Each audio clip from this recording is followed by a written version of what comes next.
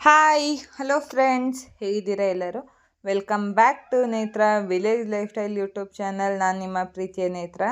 And ಇನ್ನು ಯಾರು ನಮ್ಮ ಚಾನಲ್ನ ಫಸ್ಟ್ ಟೈಮ್ ವಿಸಿಟ್ ಮಾಡ್ತಾ ಇದ್ದೀರಾ ಆ್ಯಂಡ್ ಯಾರನ್ನೂ ಸಬ್ಸ್ಕ್ರೈಬ್ ಮಾಡ್ದಲ್ಲೇ ನೋಡ್ತಾ ಇದ್ದೀರಾ, ಪ್ಲೀಸ್ ಸಬ್ಸ್ಕ್ರೈಬ್ ಮಾಡಿ, ಲೈಕ್ ಮಾಡಿ, ಸಪೋರ್ಟ್ ಮಾಡಿ ಅಂತ ಕೇಳ್ಕೊತ ಬನ್ನಿ ಇವತ್ತಿನ ವ್ಲಾಗನ್ನು ನಾವು ಸ್ಟಾರ್ಟ್ ಮಾಡೋಣ.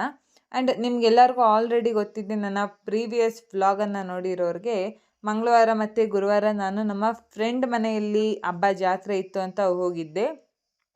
ಆ್ಯಂಡ್ ಗುರುವಾರ ಅವರೇ ನನ್ನ ಕರ್ಕೊಂಬಂದು ಮನೆಗೆ ಡ್ರಾಪ್ ಮಾಡಿ ಹೋಗಿದ್ರು. ಗುರುವಾರದ ವ್ಲಾಗ್ ಶೂಟನ್ನು ನಾನು ಏನೂ ಸಹ ಶೂಟ್ ಮಾಡ್ಕೊಳೋದಕ್ಕಾಗಿರಲಿಲ್ಲ, ಬಿಕಾಸ್ ಹಲ್ಟೆ ಹೊಡಿಯೋದ್ರಲ್ಲೇ ನಮಗೆ ಟೈಮ್ ಹೋಗಿದ್ದು ಗೊತ್ತಾಗಿಲ್ಲ.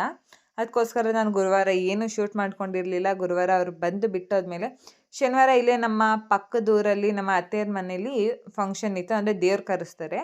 ಅದಕ್ಕೋಸ್ಕರ ನಾವು ಬೆಳಗ್ಗೆನೇ ಇದ್ದು ತಿಂಡಿ ಎಲ್ಲ ಮಾಡಿಕೊಂಡು ಮನೆಯಲ್ಲಿ ನಾನು, ನಮ್ಮಮ್ಮ, ನನ್ನ ತಮ್ಮ, ನನ್ನ ಮಗಳು ಎಲ್ಲರೂ 4 ಜನ ಗಾಡಿ ತೊಗೊಂಡು ಹೊರಟು.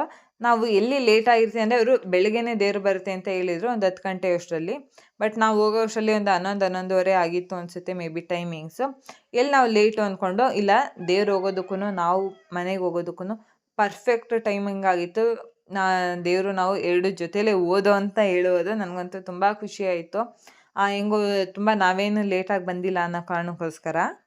ಇನ್ನು ದೇವರೆಲ್ಲ ಬರ್ತಿದ್ದಾಗೇ ನಾವು ಸೈಡಲ್ಲಿ ನಿಂತ್ಕೊಂಡು ದೇವ್ರಿಗೆಲ್ಲ ಕೈ ಮುಗಿತಾ ಇದ್ದೋ. ಇನ್ನು ನಮ್ಮ ಅತ್ತೆ ಮಕ್ಕಳೆಲ್ಲ ಅಲ್ಲಿ ಸೇರಿಕೊಂಡು ದೇವ್ರಿಗೆ ಆರತಿ ಮಾಡಿ ಕಾಲಿಗೆಲ್ಲ ನೀರು ಹಾಕ್ಬಿಟ್ಟು ದೇವ್ರನ್ನ ಮನೆ ಒಳಗಡೆ ಕರ್ಕೊತಾ ಇದ್ರು. ಎಲ್ಲರೂ ಒಟ್ಟಿಗೆ ಮನೆ ಒಳಗಡೆ ಹೋಗೋದಕ್ಕೆ ಆಗೋದಿಲ್ಲ ಅನ್ನೋ ಕಾರಣಕ್ಕೋಸ್ಕರ ಒಬ್ಬೊಬ್ಬರೇ ದೇವ್ರನ್ನ ಕರ್ಕೊಂಡೋಗಿ ಒಳಗಡೆ ಕೊಂಡ್ರಿಸ್ತಾ ಇದ್ರು. ನಾವು ದೇವರೆಲ್ಲ ಒಳಗೋಗಿ ಕುಂಡ್ರಿಸೋದಾದ್ಮೇಲೆ ನಾವು ಒಳಗಡೆ ಬಂದು, ಅಲ್ಲ ಆಗಿದ ತಕ್ಷಣ ನಮ್ಮ ಮಾಮ ಮಾರ್ಕೆಟಿಂದ ಒಳ್ಳೊಳ್ಳೆ ಹೂವುಗಳನ್ನೆಲ್ಲ ತಂದಿದ್ರು, ದೇವ್ರಿಗೆ ಕರ್ಕೊಂಬರ್ತೀವಿ ಅನ್ನೋ ಕಾರಣಕ್ಕೋಸ್ಕರ. ಅದಕ್ಕೆ ಐನಾರು ಬರ್ತಿದ್ದಾಗೇ ಅಲಂಕಾರ ಮಾಡ್ಕೊಳೋದಕ್ಕೆ ರೆಡಿ ಮಾಡಿಕೊಂಡ್ರು. ಅಲಂಕಾರ ನೋಡ್ತಾ ಇದ್ದೀರಲ್ಲ, ತುಂಬ ಚೆನ್ನಾಗಿ ಬಂದಿತ್ತು ಅಲಂಕಾರ. ನನಗಂತೂ ತುಂಬ ಖುಷಿ ಆಯಿತು ಅಲಂಕಾರ ಎಲ್ಲ ನೋಡಿಕೊಂಡು. ಮತ್ತು ಇನ್ನು ಟೈಮಿಂಗ್ಸ್ ಇತ್ತು, ಅಂದರೆ ಇನ್ನು ರಾಹು ಕಾಲದಲ್ಲಿ ಏನು ಪೂಜೆ ಮಾಡೋದು ಬೇಡ, ಇನ್ನು ಒಂದು ಸ್ವಲ್ಪ ಟೈಮಿಂಗ್ಸ್ ಇದೆ, ನಿಧಾನಕ್ಕೆ ರಾಹು ಕಾಲ ಮುಗಿದ ಮೇಲೆ ಪೂಜೆ ಮಾಡೋಣ ಅಂತ ಐನವರು ಎಲ್ಲರೂ ಕೂತ್ಕೊಂಡು ರೆಸ್ಟ್ ತೊಗೊತಾ ಇದ್ರು. ಅದೇ ಗ್ಯಾಪಲ್ಲಿ ಇನ್ನು ಹೊರಗಡೆ ಅಡುಗೆನೂ ಸಹ ಮಾಡಬೇಕಿತ್ತು. ಅವರು ಅನ್ನ, ಸಾಂಬಾರು, ಚಿತ್ರಾನ್ನ ಎಲ್ಲ ರೆಡಿ ಮಾಡಿದರು. ಇನ್ನು ಪಲ್ಯಗಳು, ಪಾಯಸ, ಸೈಡ್ಸ್ ಎಲ್ಲ ಮಾಡಬೇಕಿತ್ತು. ಅದಕ್ಕೇ ನಾನು ಹೊರಗಡೆ ಬಂದೆ. ಬೇರೆ ಏನಾರ ಕೆಲಸಗಳಿದ್ರೆ ನೋಡೋಣ, ನಾವು ಒಂದು ಸ್ವಲ್ಪ ಹೆಲ್ಪ್ ಮಾಡೋಣ ಅಂತ ಬಂದೋ. ಇನ್ನು ಇಲ್ಲಿ ನೋಡ್ತಾ ಇದ್ದೀರಾ, ಇಲ್ಲಿ ನಮ್ಮ ಮಾಮರು ಮತ್ತು ಎಲ್ಲ ಫ್ರೆಂಡ್ಸು, ತಮ್ಮದಿರು ಎಲ್ಲರೂ ಸೇರಿಕೊಂಡು ಇಲ್ಲಿ ಅಡುಗೆನ ಮಾಡೋದಕ್ಕೆ ರೆಡಿ ಮಾಡ್ತಾ ಇದ್ದಾರೆ. ಇಲ್ಲಿ ಪಾಯಸ ಮಾಡ್ಕೊಳೋದಕ್ಕೆ ಅಲ್ಲಿ ಒಂದು ಸೈಡ್ ಪಾಯಸ ರೆಡಿ ಆಗ್ತಾ ಇದೆ, ಇನ್ನೊಂದು ಸೈಡು ಬೋಂಡು ಕಲಿಸ್ಕೊತಾ ಇದ್ದಾರೆ, ಹೆಸರು ಬೇಳೆಗೆಲ್ಲ ರೆಡಿ ಮಾಡ್ಕೊತಾ ಇದ್ದಾರೆ. ನಾನಂತೂ ಇಲ್ಲಿ ನಮಗೆ ಹಚ್ಚೋದಕ್ಕೆ ಇದು ಮಾಡೋದಕ್ಕೆ ಏನು ಕೆಲಸನೇ ಇಲ್ಲ. ನಾನಂತೂ ಮನೆಯಿಂದ ಒಳಗಿಂದ ಈಚೆಗೆ ಹೊರಗಡೆಗೆ ಓಡಾಡ್ಸೋದೇ ಆಗಿತ್ತು. ಇನ್ನು ಅದು ಇದು ಸಪ್ಲೈ ಮಾಡೋದ್ರಲ್ಲಿ ನನ್ನ ಟೈಮಿಂಗ್ಸ್ ಮುಗೀತು. ಅಷ್ಟರೊಳಗೆ ಇಲ್ಲೂ ಹೊರಗಡೆ ಅವರು ಒಂದೊಂದು ಕೆಲಸಗಳನ್ನು ಮುಗಿಸ್ಕೊತಾ ಇದ್ರು. ಈಗ ನೋಡಿ, ಬೋಂಡ ಬಿಡೋದಕ್ಕೆ ಬಂದಿದ್ದಾರೆ ನಮ್ಮ ಮಾಮ. ಇವರು ಬೋಂಡ ಬಿಡ್ರಿ ಅಂದರೆ ಕೇಳಲಿಲ್ಲ, ಇನ್ನು ಎಣ್ಣೆ ಕಾಯ್ದಿಲ್ಲ ಅಂತ ಆವಾಗಲೇ ಅಂದ್ಬಿಟ್ರು. ಈಗ ನೋಡಿ, ಎಣ್ಣೆ ಕಾಯ್ದು ನಿಂತಿದೆ. ಈಗ ಫಸ್ಟ್ ಟೇಸ್ಟ್ಗೆ ಅಂತ 4 ಬೋಂಡ ಬಿಡ್ತಾರೆ. 4 ಬೋಂಡನೂ ಕರಕ್ಲ ಮಾಡಿ ಸೀಸ್ಬಿಟ್ಟು ಬಿಡ್ತಾರೆ. ಏನಕ್ಕಂದರೆ ಆ ಎಣ್ಣೆ ಅಷ್ಟೊಂದು ಕಾಯ್ದಿತ್ತು, ಅದಕ್ಕೋಸ್ಕರ. ಆ್ಯಂಡ್ ನೆಕ್ಸ್ಟ್ ಹಿಂಗೆ ಆದ್ರಾಗಲ್ಲ ಅಂದ್ಬಿಟ್ಟು ನಮ್ಮ ಅಮ್ಮ ಮತ್ತು ನಮ್ಮ ಮಾಮ ಇಬ್ಬರು ಸೇರಿಕೊಂಡು ಬೋಂಡ ಬಿಡೋದಕ್ಕೆ ಸ್ಟಾರ್ಟ್ ಮಾಡಿಕೊಂಡ್ರು.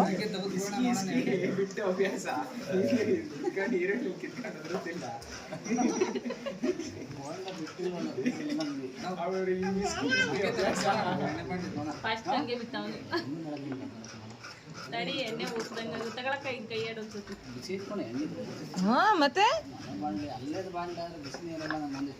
ಅದು ಹಿಂಗಂದ್ರೂ ಆಗಲ್ಲಪ್ಪ ಏನನು.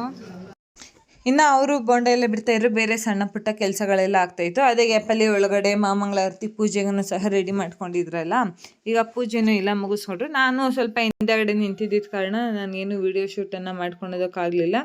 ಅದಾದಮೇಲೆ ಬಂದು ನಾನು ದೇವರಿಗೆ ಊದುಗಡ್ಡಿ ಬೆಳಗಿ ಕರ್ಪೂರ ಎಲ್ಲ ಬೆಳಗ್ಬಿಟ್ಟು ಆರತಿ ಎಲ್ಲ ಮಾಡಿಟ್ಟಿದ್ರು. ಆರತಿನೂ ಎಲ್ಲ ಮಾಡಿ ದೇವ್ರನ್ನ ತುಂಬ ಸಮಾಧಾನವಾಗಿ ಕೂತ್ಕೊಂಡು ನೋಡಿ ಮನಸ್ಸು ತುಂಬ ತುಂಬಿಕೊಂಡು ಒಂದು ವಿಡಿಯೋ ಕ್ಲಿಪ್ಪಿಂಗ್ಸ್ನ ಸಹ ತಗೊಳ್ಳೋಣ ಅಂತ ತೊಗೊತಾ ಇದ್ದೆ.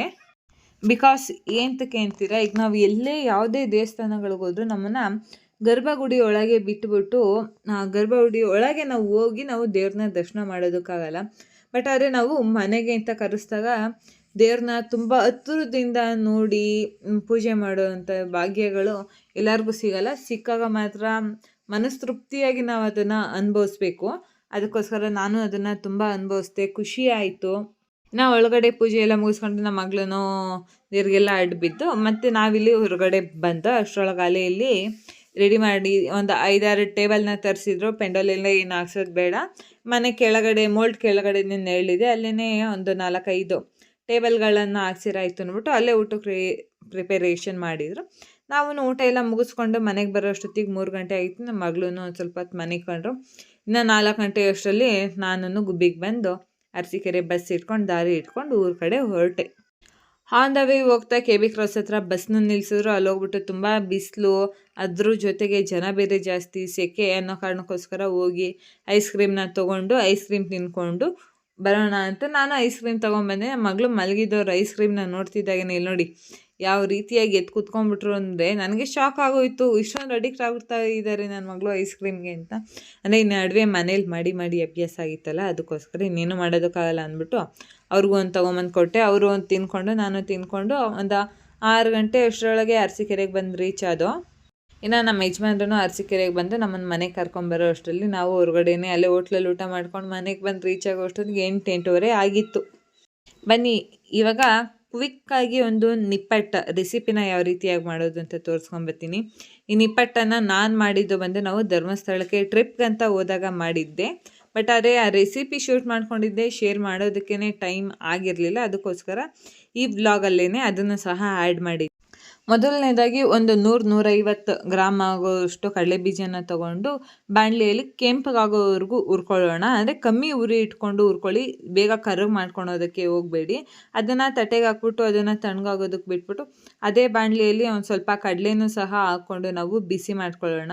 ಕಡಲೆ ಬಿಸಿ ಆಗೋ ಗ್ಯಾಪಲ್ಲೇ ನಾವು ಕಡಲೆ ಬೀಜದ ಸಿಪ್ಪೆನೂ ಸಹ ತೆಗೆದು ರೆಡಿ ಮಾಡಿಟ್ಕೊಂಡ್ರೆ ಒಂದು ಜಾರ್ಗೆ ನಾವು ಕಡಲೆ ಬೀಜ 2-3 ಒಣಮೆಣ್ಸಿನ್ಕಾಯಿನೂ ಸಹ ನೀವು ಆ್ಯಡ್ ಮಾಡ್ಕೊಬೋದು. ನಾನು 2 ಹಾಕಿದ್ದೀನಿ, ನಮ್ಮ ಮನೆಗೆ ಸಾಕು ಅಂತ ನಾವು ಕಾರಣಕ್ಕೋಸ್ಕರ 2 ಹಾಕ್ಬಿಟ್ಟು ಇದನ್ನು ನಾವು ತರಿಯಾಗಿ ರುಬ್ಕೊಂಬರೋಣ. ಫುಲ್ ಫೈನಾಗಿ ಪೌಡರ್ ಏನು ಆಗೋವಂಥ ಅವಶ್ಯಕತೆ ಇಲ್ಲ. ಇನ್ನು ಇಲ್ಲಿ ಬಂದು ನಾನು 3 ಬಟ್ಲು ಅಕ್ಕಿ ಹಸಿಟ್ಟು ತೊಗೊಂಡಿದ್ದೀನಿ, 1.5 ಬಟ್ಲು ಅಷ್ಟು ಕಡಲೆ ಹಸಿಟ್ಟು ಆ್ಯಂಡ್ ನಾವೇನು ರುಬ್ಬಿಟ್ಕೊಂಡಿದ್ದೋ ಅದನ್ನು ಹಾಕ್ಕೊಂಡು ಕರಿಬೇವನ್ನ ಸಣ್ಣದಾಗಿ ಕಟ್ ಮಾಡಿ ಹಾಕ್ಕೊಂಡಿದ್ದೀನಿ, ಜೀರಿಗೆ ಹಾಕ್ಕೊಂಡಿದ್ದೀನಿ, ಉಪ್ಪು ಹಾಕ್ಕೊಂಡಿದ್ದೀನಿ ಆ್ಯಂಡ್ ಅಜ್ವೈನ. ಅದ್ರ ಜೊತೆಗೆ ನಿಮಗೆ ಖಾರಕ್ಕೆ ಎಷ್ಟು ಬೇಕೋ ಅನುಗುಣವಾಗಿ ಅಷ್ಟು ಖಾರಕ್ಕೂ ಸಹ ಆ್ಯಡ್ ಮಾಡ್ಕೊಳ್ಳಿ. ಇದನ್ನೆಲ್ಲದನ್ನು ನಾವು ಇಲ್ಲಿ ಚೆನ್ನಾಗಿ ಮಿಕ್ಸ್ ಮಾಡ್ಕೊಳ್ಳೋಣ. ಇಲ್ಲಿ ನಾನು ಮರ್ತಿರೋದು ಬಂದ್ಬಿಟ್ಟು ಸ್ವಲ್ಪ ಇದೇನು ಸೋಡಾ ಹಾಕ್ಕೊಬೇಕಿತ್ತು ಆ್ಯಂಡ್ ನಿಮ್ಮ ಮನೆಯಲ್ಲಿ ಬೆಣ್ಣೆ ಇದ್ದರೆ ಅದನ್ನು ಸಹ ಕರಗಿಸ್ಕೊಂಡು ಹಾಕ್ಕೊಳ್ಳಿ. ಟೇಸ್ಟ್ ಅಂತೂ ತುಂಬ ಚೆನ್ನಾಗಿ ಬರುತ್ತೆ ಸಾಫ್ಟಾಗಿ ಅಂತ. ಬಟ್ ನಮ್ಮ ಮನೇಲಿ ಬೆಣ್ಣೆ ಇರಲಿಲ್ಲ, ಅದಕ್ಕೋಸ್ಕರ ನಾನು ಹಾಕ್ಕೊಂಡಿರಲಿಲ್ಲ. ಇದ್ದಿದ್ರೆ ನಾನು ಡೆಫಿನೆಟಾಗಿ ಹಾಕ್ಕೊತಾ ಇದ್ದೆ. ಆ್ಯಂಡ್ ಇದನ್ನೆಲ್ಲ ನಾವು ಚೆನ್ನಾಗಿ ಮಿಕ್ಸ್ ಮಾಡ್ಕೊಳ್ಳೋ ಅಷ್ಟರಲ್ಲಿ ಒಂದು ಸೈಡಲ್ಲಿ ನಾವು ನೀರನ್ನು ಸಹ ಚೆನ್ನಾಗಿ ಮಳ್ಳೋದಕ್ಕೆ ಇಟ್ಕೊಳ್ಳೋಣ. ನಿಮ್ಗೆ ಎಷ್ಟು ಬೇಕಾಗುತ್ತೆ ಅಷ್ಟು ನೀರನ್ನು ನೀವು ನೋಡಿಕೊಂಡು ಇಟ್ಕೊಳ್ಳಿ. ಈಗ ನೀರನ್ನು ನೀವು ಚೆನ್ನಾಗಿ ಬಿಸಿಯಾಗಿ ಮಳ್ಳಿರೋ ನೀರನ್ನು ಸ್ವಲ್ಪನೇ ನೀರನ್ನು ಹಾಕ್ಕೊಂಡು ಸ್ಪ್ಯಾಚುಲಾ ಸಹಾಯದಿಂದ ಮಿಕ್ಸ್ ಮಾಡ್ಕೊಳ್ಳಿ. ಕೈಯಲ್ಲಂತೂ ಡೈರೆಕ್ಟಾಗಿ ಕಲಸೋದಕ್ಕೆ ಹೋಗಬೇಡಿ, ನೀರು ತುಂಬ ಕಾಯಿಸಿರೋದ್ರಿಂದ ಕೈಯನ್ನು ಸಹ ಸುಡೋ ಅಂಥ ಚಾನ್ಸಸ್ ಜಾಸ್ತಿ ಇರುತ್ತೆ. ಈಗ ನೋಡ್ತಾ ಇದ್ದೀರಲ್ಲ ನೀವು, ಸ್ವಲ್ಪನೇ ನೀರನ್ನು ಹಾಕ್ಕೊಂಡು ಸ್ಪ್ಯಾಚುಲಾದಲ್ಲಿ ಮಿಕ್ಸ್ ಮಾಡಾದಮೇಲೆ ಕೈಯಲ್ಲೂ ಸಹ ನಾದಿ ನೋಡಿ. ನೀರಿನ ಅವಶ್ಯಕತೆ ಇದೆ ಅಂತ ಅನಿಸಿದ್ರೆ ಮಾತ್ರ ನೀವು ಸ್ವಲ್ಪನೇ ನೀರು ಹಾಕ್ಕೊಂಡು ಮತ್ತೆ ಸ್ಪ್ಯಾಚುಲಾದಲ್ಲಿ ಮಿಕ್ಸ್ ಮಾಡಿಕೊಂಡು ಕೈಯಲ್ಲಿ ಚೆನ್ನಾಗಿ ಕಲಸಿ ಇಟ್ಕೊಳ್ಳಿ. ಯಾವ ಅದಕ್ಕೆ ಕಲಿಸ್ಬೇಕು ಅಂದರೆ ಇದನ್ನು ಬಂದು ನಾವು ಪೂರಿ, ಚಪಾತಿ, ರೊಟ್ಟಿ ಎಲ್ಲ ಮಾಡ್ತೀವಲ್ಲ ಅಷ್ಟು ಅದಕ್ಕೆ ಇದ್ರೆ ಸಾಕು. ರೊಟ್ಟಿ ಅದಕ್ಕೂ ಬೇಡ, ಅದನ್ನು ಸಹ ನಾವು ಒಂದು ಸ್ವಲ್ಪ ಗಟ್ಟಿಯಾಗಿ ಕಲಿಸ್ಕೊತೀವಿ. ಚಪಾತಿ ಅದಕ್ಕೆ ಬೇಕಾಗಿರೋಷ್ಟು ಅದಕ್ಕೆ ನೀವು ಕಲಿಸ್ಕೊಂಡ್ರೆ ಸಾಕಾಗುತ್ತೆ. ಚಪಾತಿ ಅದಕ್ಕೆ ಕಲಿಸ್ಕೊಂಡಾದ್ಮೇಲೆ ಇದನ್ನು ನೀವು ಒಬ್ಬರೇ ಮಾಡೋದಾದರೆ ಫಸ್ಟನ್ನೇ ಒಂದು 10-15 ಅಥವಾ ಒಂದು 20 ಉಂಡೆಗಳನ್ನು ಮಾಡಿ ಇಟ್ಕೊಳ್ಳಿ. ಇಲ್ಲ ನಮ್ಮನೇಲಿ ಇಬ್ಬರಿದ್ದೀವಿ ಅನ್ನೋ ಕಾರಣ ಇದ್ದರೆ ನೀವು ಒಬ್ಬರು ಉಂಡೆ ಮಾಡಿ ಕೊಡ್ತಿದ್ದಾಗೇ ಒಬ್ಬರು ಪ್ರೆಸ್ ಮಾಡಿಕೊಂಡು ಎಣ್ಣೆ ಒಳಗೆ ಹಾಕ್ಕೊಳೋದಕ್ಕೆ ಸರಿ ಹೋಗುತ್ತೆ. ಬಟ್ ಇಲ್ಲಿ ನಾನು ಒಬ್ಬಳೇ ಮಾಡ್ತಾಯಿದ್ದೆ, ಅತ್ತೆಮ್ಮ ಬೇರೆ ಕೆಲಸಗಳಿತ್ತಂತ ಅವ್ರು ಮಾಡ್ಕೊತಾ ಇದ್ರು. ಅದಕ್ಕೆ ನಾನು ಒಬ್ಬಳೇ ಆಗಿದ್ದಿದ್ದ ಕಾರಣದಿಂದ ನಾನೇ ಒಂದು 15-20 ಉಂಡೆಗಳನ್ನು ಮಾಡಿ ಇಟ್ಕೊಳ್ತಾ ಇದ್ದೆ. ಆ 15-20 ಉಂಡೆಗಳನ್ನು ಒಟ್ಟಿಗೆ ಪ್ರೆಸ್ಸಿಂಗಲ್ಲಿ ಹೊತ್ಕೊಂಡು ಸಪ್ರೇಟಾಗಿ ಇಟ್ಕೊತಾ ಇದ್ದೆ. ನೀವು ಪ್ರೆಸ್ಸಿಂಗ್ ಮಿಷಿನ್ ಇದ್ದರೆ ಪ್ರೆಸ್ಸಿಂಗ್ ಮಾಡ್ಕೊಬೋದು, ಇಲ್ಲ ಕೈಯಲ್ಲಿ ತಟ್ಟಿ ನನಗೆ ಅಭ್ಯಾಸ ಇದೆ ಅಂದರೆ ಕೈಯಲ್ಲಿ ತಟ್ಕೊಬೋದು, ಇಲ್ಲ ತಟ್ಟೆನ ಇಟ್ಬಿಟ್ಟು ಪ್ರೆಸ್ ಮಾಡ್ಕೊಬೋದು, ಇಲ್ಲ ನಮಗೆ ಅರಿಯೋದಕ್ಕೆ ಕಂಫರ್ಟಬಲ್ ಇದೆ ಅಂದರೆ ನೀವು ಚಪಾತಿ ಪೂರಿ ಎಲ್ಲ ಅರ್ದಿದ ಥರ ಇದನ್ನು ಸಹ ಅರ್ಕೊಬೋದು. ನನಗೆ ಪ್ರೆಸ್ಸಿಂಗ್ ಮಿಷಿನಲ್ಲಿ ಪ್ರೆಸ್ ಮಾಡೋದೇ ಕಂಫರ್ಟಬಲ್ ಆಗಿತ್ತು, ಸೊ ಅದಕ್ಕೋಸ್ಕರ ನಾನು ಪ್ರೆಸ್ ಇನ್ನು ಅದೇ ಗ್ಯಾಪಲ್ಲಿ ಬಂದ್ಬಿಟ್ಟು ನಾವು ಬಾಣಲಿಯಲ್ಲಿ ಎಣ್ಣೆನೂ ಸಹ ಕಾಯೋದಕ್ಕೆ ಇಟ್ಕೊಂಡ್ಬಿಟ್ರೆ ಬೇಗ ಬೇಗ ನಮ್ಮ ಕೆಲಸಗಳನ್ನು ಆಗ್ತಾ ಇರ್ತೇವೆ. ಒಂದು ಕಡೆ ಪ್ರೆಸ್ ಮಾಡ್ಕೊತಾ ಇರ್ತೀವಿ, ಒಂದು ಸೈಡು ಉಂಡೆ ಮಾಡಿಕೊಂಡು ಒಂದು ಸೈಡು ಬೇಯಿಸ್ಕೊಳೋದು ಸಹ ಒಬ್ಬರೇ ಮಾಡಿ ಆರಾಮಾಗಿ.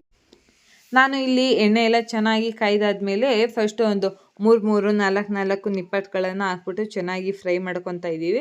ಒಂದು ಸೈಡು ನೊರೆ ಬಂದು ಅದು ಕಮ್ಮಿ ಆದಂಥ ನಂತರ ನೀವು ಇನ್ನೊಂದು ಸೈಡ್ಗೆ ತಿರುಗಿಸ್ಕೊಂಡು ಬೇಯಿಸ್ಕೊಂಡ್ರೆ ಸಾಕು. ನಿಪ್ಪಟ್ಟನ್ನು ನೀವು ಬ್ರೌನ್ ಕಲರ್ ಬರೋವರೆಗೂ ನೀವು ಬೇಯಿಸ್ಕೊಂಡ್ರೆ ಸಾಕಾಗುತ್ತೆ, ಕಲರಲ್ಲಿ ಹೇಳಬೇಕು ಅಂದರೆ. ಇಲ್ಲ ನನಗೆ ಹಾಗೆ ಗೊತ್ತಾಗುತ್ತೆ ಅನ್ನೋದಾದರೆ ಸ್ವಲ್ಪ ಕಟುಮ್ ಅಂದಂಗೆ, ಅಂದರೆ ನೀವು ಜಾಲರಿಯಲ್ಲಿ ಅಲ್ಲಾಡಿಸಿದಾಗ ಅದ್ರದ್ದು ಗೊತ್ತಾಗೋ ರೀತಿ ಇದ್ದರೆ ಸಾಕು. ಆರಾಮಾಗಿ ನಿಪ್ಪಟ್ಟನ್ನು ನೀವು ಮನೆಯಲ್ಲೇ ಮಾಡ್ಕೊಬೋದು. ಈಗಿನ ಮಳೆಗಾಲದಲ್ಲೇ ಆಗ್ಬೋದು, ಬೇಸಿಗೆಯಲ್ಲೇ ಆಗ್ಬೋದು, ನಾವು ಹೊರಗಡೆಯಿಂದ ತಂದು ಅದು ಇದು ತಿಂದು ಆರೋಗ್ಯನ ನಾವು ಹಾಳು ಮಾಡಿಕೊಂಡು ಮಕ್ಳಿಗೂ ಹಾಳು ಮಾಡೋದಕ್ಕಿಂತ ನಾವು ಮನೆಯಲ್ಲೇ ಆರಾಮಾಗಿ ಮಾಡಿಟ್ಕೊಂಡ್ರೆ, ಸಂಜೆ ಟೈಮ್ ನೀವು ನಿಪ್ಪಟ್ಟು ಮಸಾಲ ಮಾಡಿಕೊಂಡ್ರೆ ಇಲ್ಲ ಚುರುಮುರಿ ಮಾಡಿಕೊಂಡ್ರೆ ಆರಾಮಾಗಿ ನೀವು ಮನೇಲೇ ತಿನ್ಬೋದು. ಮಕ್ಕಳನ್ನು ಸಹ ಹೊಟ್ಟೆ ತುಂಬ ತಿನ್ಬೋದು. ಹೊರಗಡೆ ತಂದು ಕೊಡೋದಕ್ಕಿಂತ ಮನೇಲಿ ಮಾಡಿಕೊಡೋದೇನೆ ತುಂಬ ಒಳ್ಳೆಯದು ಅನ್ನೋದು ನನ್ನ ಅನಿಸಿಕೆ. ನಾನು ಅಷ್ಟೇ ಹೊರಗಡೆ ತರೋದಂತೂ ತುಂಬ ಕಮ್ಮಿನೇ, ಮನೇಲೇ ಜಾಸ್ತಿ ಮಾಡೋದು. ಇದಾಗಿತ್ತು ನನ್ನ ಇವತ್ತಿನ ವ್ಲಾಗ್. ನಿಮ್ಗೆ ಏನು ಅನ್ನಿಸ್ತು ಅನ್ನೋದನ್ನು ಕಮೆಂಟ್ ಮಾಡಿ. ರೆಸಿಪಿನೂ ಅಷ್ಟೇ ಮಿಸ್ ಇಲ್ದಂಗೆ ಟ್ರೈ ಮಾಡಿ ಅಂತ ಹೇಳ್ತಾ, ಥ್ಯಾಂಕ್ ಯು ಫಾರ್ ವಾಚಿಂಗ್.